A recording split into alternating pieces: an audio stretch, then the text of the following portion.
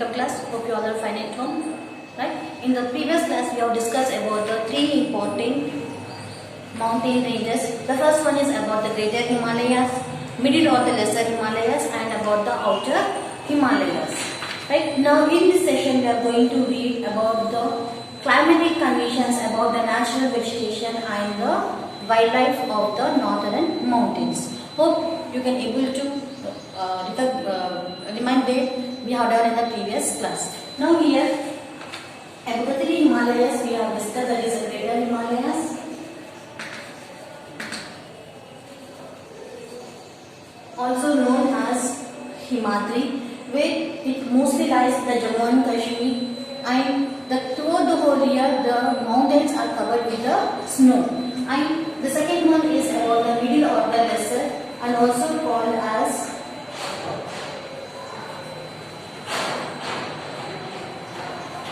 lesser Himalayas or Himachal. Where these are located very near to the in the south direction of the greater Himalayas. In these mountain ranges, we can able to observe there is a very fertile land and fertile valleys where most of the common people will get the different types of nutrition which are helpful for the cultivation of the more number of crops. And the third one is Shivalik, right? And this is the area where throughout the whole year we can able to observe the heavy rainfall, and because of the heavy rainfall there is a chance of growing the more number of trees where we can able to see like a evergreen forest we can able to see, and even the land is also completely covered with the greenery where we can able to observe the very huge leaves will be lying on the ground. So now moving to the next topic, that is about the mountain pass.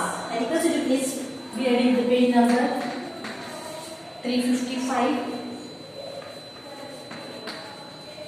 Mountain pass.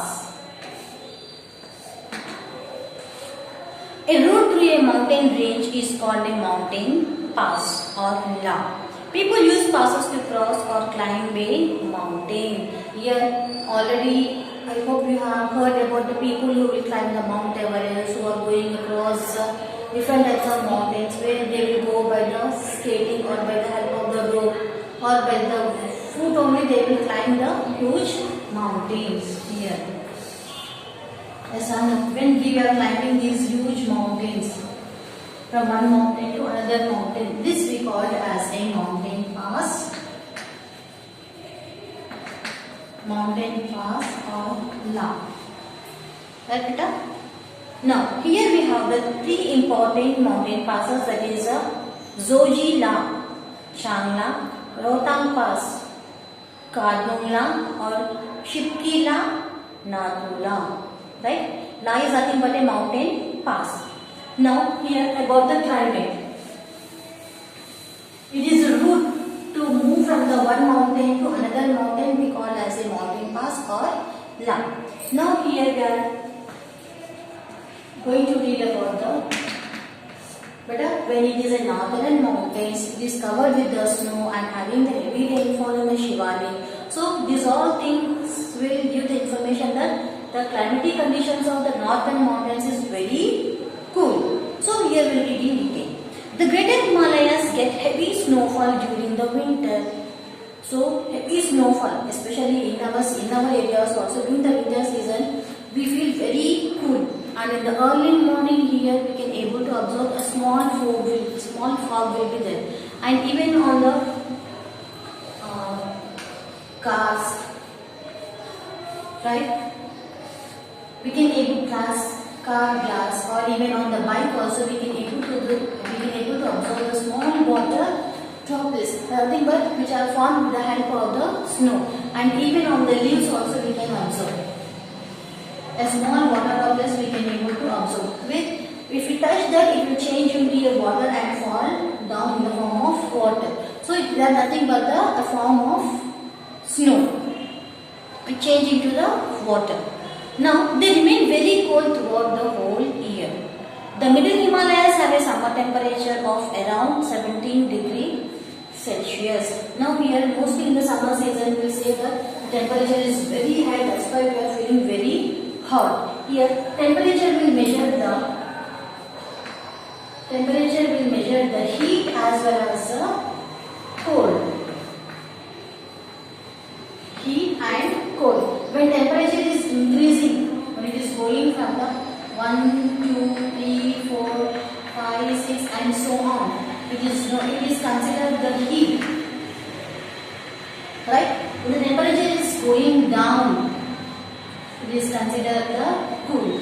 Now here, mostly the climatic conditions in the northern mountains, the temperature is above or below 17 degrees Celsius. It is completely considered as a cool climate or the cold climate. Now, here many tourists visit hill stations located in this region during the summer to enjoy the pleasant weather. Now, here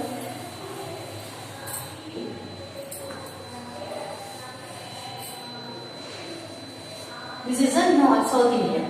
Mostly here, most of the people will visit to the Himalayan ranges or the hill stations which are located in the 3 different types of mountains.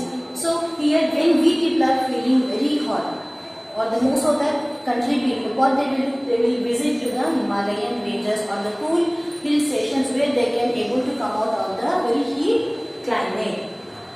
So the outer Himalayas are not very cold, but they get heavy rainfall during the monsoon. Outer Himalayas are nothing but the Shivalik, where there is a heavy rainfall throughout the whole year, but the climatic conditions will be very pleasant where we can able to enjoy. The climate of the northern mountains majorly affects the climate of our country. How they are going to affect? Yes, I know. Here, when the climatic conditions during the winter or the summer, the climatic conditions of the Himalayan ranges is very pleasant. And with the help of those climatic conditions only, mostly the northern Indian people can able to grow the different types of crops. And here the climatic conditions are suitable in all the different ways. They stop the cold winds of the Central Asia from blowing over India. They bring us rain. So here the climatic conditions of the North India are helping us to get the very good rainfall. They also cause snowfall in some of the states located in this region. Here we can't able to observe the snowfall in our state. It's only in the winter season we can able to see. But what all the states are located in the north to east, like Jammu and Kashmir, Himachal, Uttar Pradesh, Nagaland, Arunachal Pradesh, these all states will be having the very good snowfall, that too especially in the winter season. Hope you have understood this. Now the climatic conditions in the North India is very cool, and most of the people from the South India, they will visit the hill stations of the mountainous region. Now moving to the next one, that is about the natural vegetation.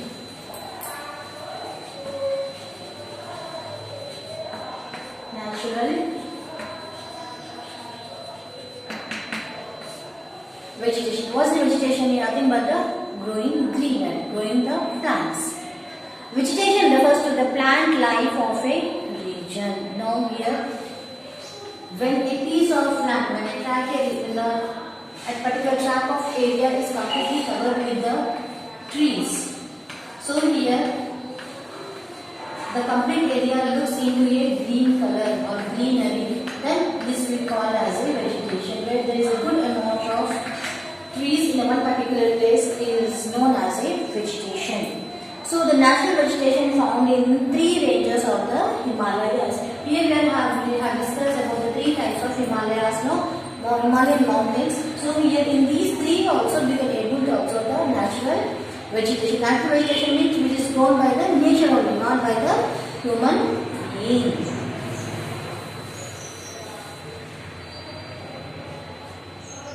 So the greater Himalayas, due to extreme cold conditions, there is a little vegetation in this region, but even too cold is also not good for the plants. So here we can able to see very less amount of vegetation in the greater Himalayas. Shrubs, mosses and wildflowers such as the blue poppies and adelphes grow here.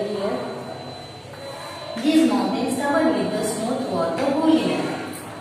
Right, and they are covering the land area also. We can't be able to see the soil in the particular area. So what will happen in the summer season, in the sun rays will fall on this, they will change into a water, and what all the land area we can able to observe. On the land area we can able to see the small amount of plants like the shrubs, the small different types of flowers we can able to observe. So here very little vegetation we can able to observe in the greater Himalayas. Now, page 356, the middle Himalayas. Trees like pine, oak, poplar, walnut, spruce, fir, cypress, juniper and birch grow here. This region is also famous for orchards of apples, plums, peaches, pears, cherries and almonds. A plant such as the rhododendrons also grow here. So here in the middle Himalayas, what all the dry fruits and fruits will get in the market, those all will be grown in this middle Himalayas. Why? Because here already in the previous class we have discussed that whenever the snow is coming down and changing into a glacier and changing into a small river body, what all the fertile soil is contained in that water, that helps to grow that helps for the people to grow different types of fruits. So here in the middle Himalayas we can able to observe the different fruits are grown in this area. And too here the trees which are having the long roots,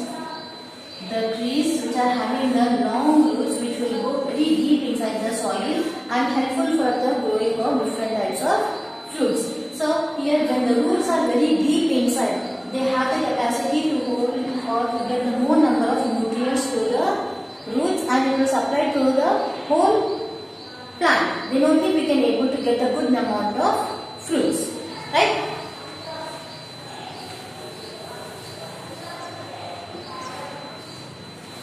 Now about the outer Himalayas. Broadleaf forests and evergreen forests cover these regions. Deciduous forests such as kikar, sal, teak and babul are also found here in large number.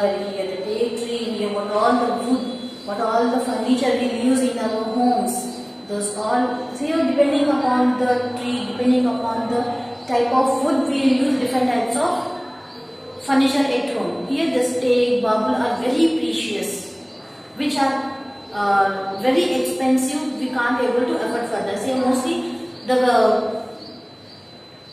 trees, more number of very expensive trees and the wood we can able to found in this Himalayas, that too, and there is a outer Himalayas also called as Shivales. Now coming to the wildlife. Climatic conditions are very cool, right? The average temperature in the northern Himalayas is 17 degrees Celsius, and natural vegetation depending upon the type of land here we can able to see, we can able to observe the different types of vegetations in three different Himalayan ranges. I am moving to the wildlife. Now, yak, goat, snow leopard, musk deer and wild sheep are found in the northern Himalayas, northern mountains. The forests in the middle Himalayan range have tigers, leopards, rhinoceros and many types of deer. The forests in the outer Himalayan range have hyena, jackal, elephant and tigers. There are many natural parks and wildlife sanctuaries in the northern mountains. Some of them are Jim Corbett National Park, Kaziranga National Park and Rajaji National Park. Now here we are all the very huge animals are locating or available in the wildlife. Here mostly the animals which are having a very thick fur or very thick skin. Such animals can able to live in these climatic conditions. Why? Because here such animals will be having the more heat in their body. They need such type of cool climate. That's the reason where we can able to see the thick fur animals, especially the leopard, the rhinoceros, the yak. Such huge animals we can able to see in the climatic conditions. And most of the national parks also there. That is the Jim Corbett National Park, Kaziranga National Park and Rajaji National Park. Now, Hope you have understood this. Now moving to the page number 357. Here we have a checkpoint. In the checkpoint, the first one is filling the blanks. Please hold the pencil in your hand and write the answers which I am writing on the board. Now till now whatever we have done, from that only your answers. The questions are asked in the checkpoint. Okay?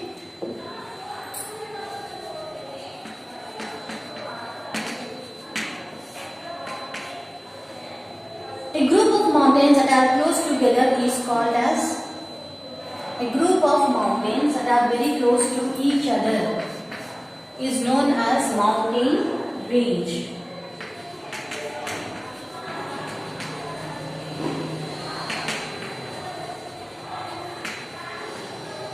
Mountain range.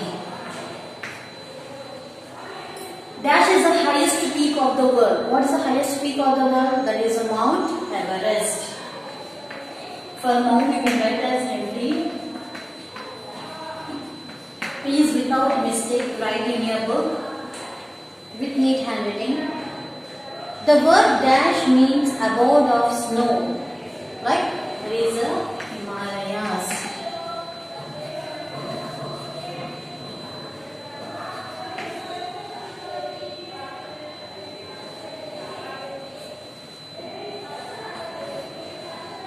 The greater Himalayas are also known as Himadri.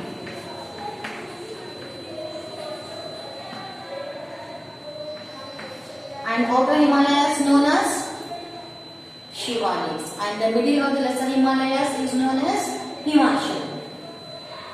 The rhododendrons are grown in the which Himalayan range? That is in the middle Himalayas.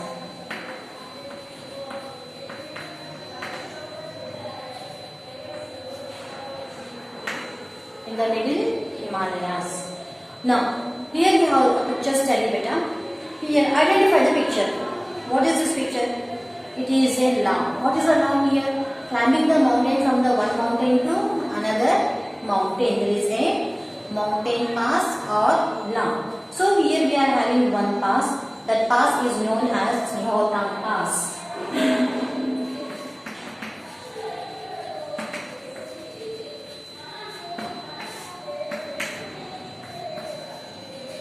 Rohtang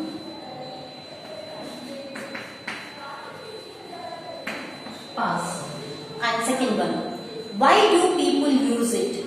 For what purpose the people are using? Now from here to that side, if you want to go, we can go by the walk. And from here to our village, we will go by the train. And we train, bus or any mode of wet transport.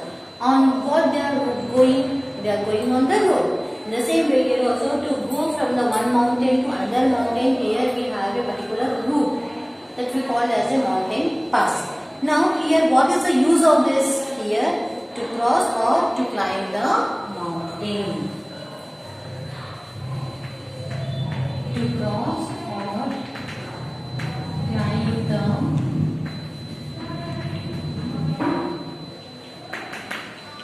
mountain. So what is the use of pass or lam? Nothing but to cross or climb the mountain. Right? Hope you have understood this. Till here we have done. Now about the state in the Himalayan ranges. What all different states are located in these Himalayan ranges? We will read in the next class.